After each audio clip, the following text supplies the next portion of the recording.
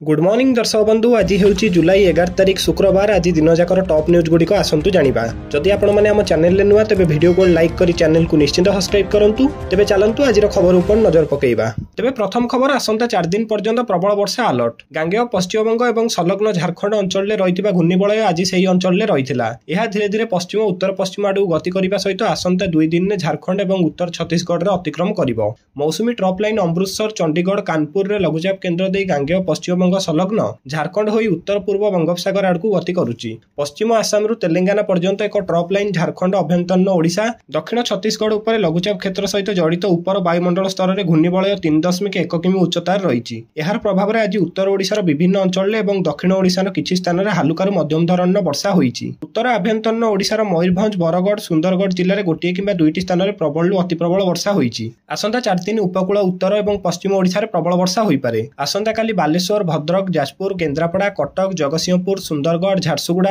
बरगढ़ संबलपुर देवगढ़ अनुगुल ढेंकानाल केउझर मयूरभंज पुरी खोर्धा नयागढ़ गंजाम और गजपति जिले में वज्रपात सहित वर्षा होई पारे बोली आंचलिक पाणीपाग केन्द्र पक्षर पूर्वानुमान करा जायछि।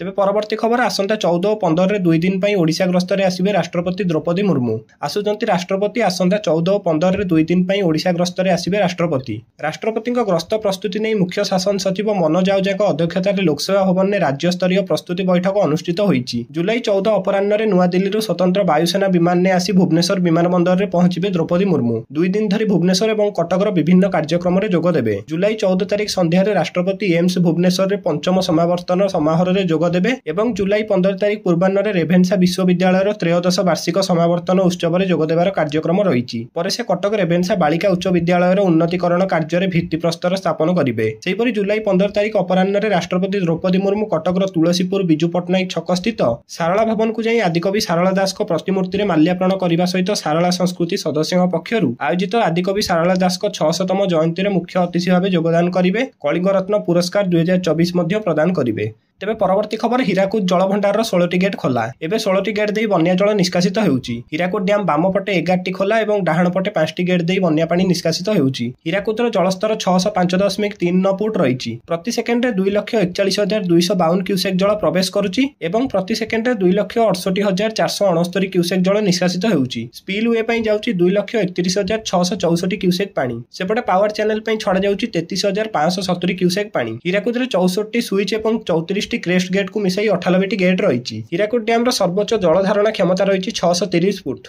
तेबे परवर्ती खबर वर्षा पे परिबा दर आकाश छुआ। बजार रे जेउ परिबारे आपण हाथ मारिबे तार भाव अधिक। लगाण वर्षा एवं आंदोलन पे परिवहन किछि मात्रा रे प्रभावित हेउथिबा कारण परिबा दर वृद्धि हेउथिबा कुआ जाउथिबा बेले बजार रे परिबा दर बढ़िछि। खाउटी परिबा किनिया को हंतसंत हेउचंती। एही दर जदि एमिति रुए तेबे श्रावण मास लोकन पे परिबा खाइया मुश्किल होई पड़िबो। तेबे नजर पकांतु आज केउठी रहिछि केते दर।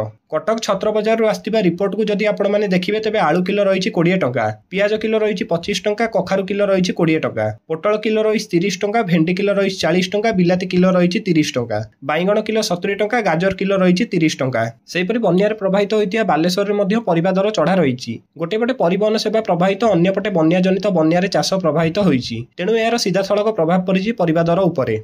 तेबे परवर्ती खबर राज्य में पेट्रोल और डीजेल संकट नहीं।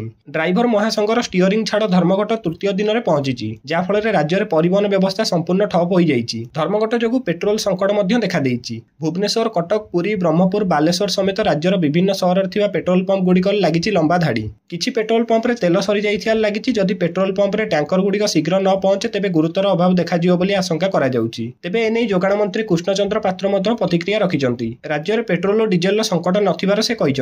परिस्थिति रे सुधार आसिलानी। ड्राइवर को दाबी उपरे सरकार विचार करछंती। दाबी पूरण करा जिवो। तेल टैंकर मध्ये आसी जाइछि। भुवनेश्वर रे 150टी तेल टैंकर आछि। सेहीपरि कटक रे 76 तेल टैंकर आछि। राज्य रे आवश्यक परिमाण तेल अछि। सबु शहर रे तेल जोगाई दिया जिवो। तेबे परवर्ती खबर नियंत्रण को आसुनी झाड़ाबांती। 6 दिन रे 60 रु ऊर्ध्व रोगी चिकित्सा होई सारथिया बेले कणास रे विभिन्न अंचल रे परिदर्शन करछंती पुरी जिल्लापाल एवं सीडीएमओ। मेडिकल स्थिति अनुध्यान करबा सहित अपरिष्कार पानी ने भोजीभात करिया को बारण करछंती। न मानिले कड़ा कार्यानुष्ठान निया जिवो बोली चेतई एपटे कणास गड़साई रे झाड़ाबांती रे आशामणि बेहरा नामक जने महिला मृत्यु होइथिबा बेले परिवार लोक अभियोग आनिचंती। किंतु मेडिकल कर्तृपक्ष किंतु अभियोग को खंडन करचंती। सेपटे ब्रह्मपुर एमकेसीजी रे हईजा नेला आउ एक जीवन। एहाकु मिसाई गंजाम जिल्ला रे हईजा आक्रांतक मृत्यु संख्या 3 ने पहुंची। ତେବେ ପରବର୍ତ୍ତୀ ଖବର ଅଧିକ ବେଗରେ ଘୁରୁଛି ପୃଥିବୀ ପରିବର୍ତ୍ତନ ହେବ ଘଡ଼ିର ସମୟ ସ୍ୱାଭାବିକ ଗତିଠାରୁ ଅଧିକ ବେଗରେ ଘୁରୁଛି ପୃଥିବୀ ଜୁଲାଇ 10 ତାରିଖ ଅର୍ଥାତ୍ ଗତକାଲି ଅନ୍ୟ ଦିନ ଅପେକ୍ଷା 1.3 ରୁ 1.51 ମିଲିସେକେଣ୍ଡ ଛୋଟ ହୋଇଛି ଗତକାଲି 24 ଘଣ୍ଟା ସମ୍ପୂର୍ଣ୍ଣ ହେବା ପୂର୍ବରୁ ଦିନ ଶେଷ ହୋଇଯାଇଛି ସେହିପରି ଆଗକୁ ଜୁଲାଇ 22 ତାରିଖ ଏବଂ ଅଗଷ୍ଟ 5 ତାରିଖ ମଧ୍ୟ ପୃଥିବୀ ଦ୍ରୁତ ବେଗରେ ଘୁରିବ ବୋଲି ବୈଜ୍ଞାନିକମାନେ ଆକଳନ କରୁଛନ୍ତି ଜୁଲାଇ 22 ତାରିଖ ଓ ଅଗଷ୍ଟ 5 ତାରିଖରେ ମଧ୍ୟ 24 ଘଣ୍ଟା ପୂରଣ ହେବାକୁ କିଛି ମିଲିସେକେଣ୍ଡ ପୂର୍ବରୁ ହିଁ ଦିନଟି ଶେଷ ହୋଇଯିବ ପୃଥିବୀ ନିଜ ଅକ୍ଷପଥରେ ସମ୍ପୂର୍ଣ୍ଣ ଥର ଘୁରିବା ପାଇଁ 86,400 ସେକେଣ୍ଡ ବା 24 ଘଣ୍ଟାର ସମୟ ନେଇଥାଏ ଯାହାକୁ ଗୋଟିଏ ଦିନ ହିସାବରେ ଗଣନା କରାଯାଏ ହେଲେ ଏବେ ଚନ୍ଦ୍ରର ଅବସ୍ଥିତି ପୃଥିବୀର ଘୂର୍ଣ୍ଣନକୁ ପ୍ରଭାବିତ କରିଥିବାର ବୈଜ୍ଞାନିକମାନେ ସୂଚନା ଦେଇଛନ୍ତି ଲଗାତାର ଏଭଳି ଛୋଟ ଦିନ ଆସିଲେ ଆଗାମୀ ଦିନରେ ଘଡ଼ିର ସମୟକୁ ପରିବର୍ତ୍ତନ କରିବାକୁ ପଡ଼ିପାରେ ଆଉ ଏହି ପରିବର୍ତ୍ତନ 2029ରେ କରିବାକୁ ପଡ଼ିପାରେ ବୋଲି ବୈଜ୍ଞାନିକମାନେ କହିଛନ୍ତି ତେବେ ପରବର୍ତ୍ତୀ ଖବର ସରକାରଙ୍କୁ ଘାରିଲା ଡେଲିଭରି ବୟଙ୍କ ସୁରକ୍ଷା ଚିନ୍ତା ଏନେଇ ପରିବହନ କମିଶନରଙ୍କୁ ଚିଠି ଲେଖିଲେ ଯୁଗ୍ମ ନିର୍ଦ୍ଦେଶକ ସେମାନଙ୍କ ନିରାପତ୍ତା ନେଇ ପଦକ୍ଷେପ ନେବାକୁ ଚିଠି ଲେଖାଯାଇଛି ଅନଲାଇନରେ ବିଭିନ୍ନ ଜିନିଷ ଘରକୁ ପହଞ୍ଚାଉଥିବା ଏହି ଡେଲିଭରି ବୟଙ୍କୁ ସୁରକ୍ଷା ଦେବା ପାଇଁ ଏଥିରେ ନିର୍ଦ୍ଦେଶ ଦିଆଯାଇଛି ପୂର୍ବରୁ ଏନେଇ ପ୍ରଧାନମନ୍ତ୍ରୀଙ୍କୁ ଚିଠି ଲେଖି ଅବଗତ କରାଇଥିଲେ ଡେଲିଭରି ବୟ ସଂଘ ଡେଲିଭରି ସମୟରେ କାର୍ଯ୍ୟରତ ଡେଲିଭରି କର୍ମଚାରୀଙ୍କୁ ଶାରୀରିକ ମାନସିକ ଚାପର ଶିକାର ହେଉଥିବାରୁ ସେମାନେ ସରକାରଙ୍କଠୁ ସୁରକ୍ଷା ମାଗିଥିଲେ ନିର୍ଦ୍ଦିଷ୍ଟ ସମୟସୀମା ଭିତରେ ସେମାନଙ୍କୁ ଜିନିଷ ପହଞ୍ଚାଇବାକୁ ପଡୁଥିବାରୁ ଅତ୍ୟଧିକ ଚାପରେ ରହୁଥିବା କଥା ଜଣାପଡ଼ିଥିଲା ଏନେଇ ସମସ୍ତ ରାଜ୍ୟକୁ ଚିଠି ହୋଇଥିଲା ଏବେ ଏହା ଉପରେ ପଦକ୍ଷେପ ନେବାକୁ ନିର୍ଦ୍ଦେଶ ଦିଆଯାଇଛି ସମ୍ପୃକ୍ତ କମ୍ପାନୀଗୁଡ଼ିକୁ ନିରାପତ୍ତା ସମ୍ପର୍କୀୟ ପଦକ୍ଷେପ ନେବାକୁ ମଧ୍ୟ କୁହାଯାଇଛି ତେବେ ପରବର୍ତ୍ତୀ ଖବର ଫୁଲୁଛି ସୁବର୍ଣ୍ଣରେଖା ସତର୍କ ସଂକେତ ଅତିକ୍ରମ କରି କ୍ରମଶଃ ବଢୁଛି ସୁବର୍ଣ୍ଣରେଖା ନଦୀର ଜଳସ୍ତର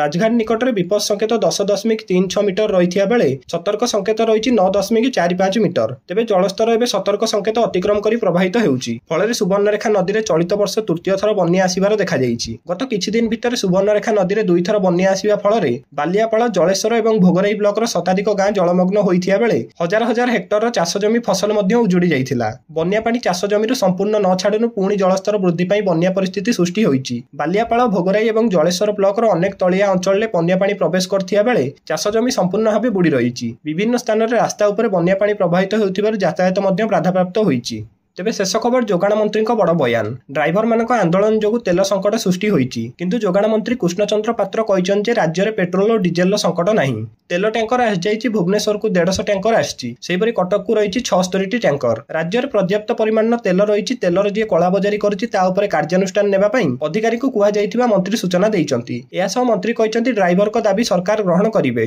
ବିଚାର ଆଲୋଚନା ଜାରି ରହିଛି ଖୁବ୍ ଶୀଘ୍ର ସମାଧାନ ହୋଇଯିବ ପେଟ୍ରୋଲ ଆସୋସିଏସନ ସହିତ ମଧ୍ୟ ଆଜି ଆଲୋଚନା ହେବ ଅନ୍ୟପଟେ ଝାରସୁଗୁଡ଼ା ଥିବା ତେଲ ଡିପୋରୁ ବାହାରିଛି ତେଲ ଗାଡ଼ି 2 ଦିନ ହେଲା ଅଟକି ରହିଥିବା ଗାଡ଼ିକୁ ଆଜି ସକାଳୁ କିଛି ଗାଡ଼ି ବାହାରିଛି ଝାରସୁଗୁଡ଼ା ଜିଲ୍ଲାରୁ ପ୍ରତ୍ୟେକ ଦିନ ପାଖାପାଖି 170ରୁ 180 ଗାଡ଼ି ଲୋଡିଂ କରାଯାଇଥାଏ ଦର୍ଶକ ବନ୍ଧୁ ପ୍ରତିଦିନ ଗୁରୁତ୍ୱପୂର୍ଣ୍ଣ ଖବର ଜାଣିବା ପାଇଁ ଆମ ଚ୍ୟାନେଲକୁ ନିଶ୍ଚିତ ସବସ୍କ୍ରାଇବ କରନ୍ତୁ ଜୟ ଜଗନ୍ନାଥ ଧନ୍ୟବାଦ।